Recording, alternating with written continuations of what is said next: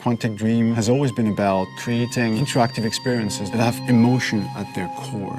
It's about telling the story of characters and giving the player the possibility, through their actions, to change the way the story unfolds. When I write my script, I have an idea of how I want the story to be played. So we try to render David's idea into a game and see with him if it matches what he had in mind. In case it doesn't, we go back to the writing stage and keep working until the result perfectly matches David's vision. What we try to do in Beyond is really an intuitive and immersive experience. So we created a very discreet user interface with only white dots on screen and very simple controls. We wanted to revisit the action system and go for something that would be more invisible and more intuitive to the player. We didn't want the interface to be a barrier. We wanted the player to focus on what he's doing on screen and not on how to do it. Ideally, the player will forget that he has a controller in his hand and will just jump into the screen.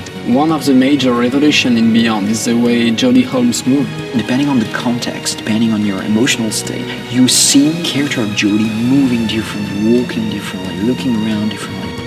And most importantly, to give the player the feeling he's really in control of the character, he can do almost anything he wants to do. She can talk to other people, interact with objects, and also run, jump, shoot, drive a motorcycle, or even ride a horse. What was really challenging also is that the story goes on for 15 years of Jodie's life.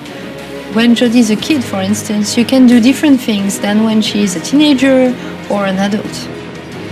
Giving this much animation to a character, it's really new. It has never been done to that extent, and it really makes the character come alive like never before.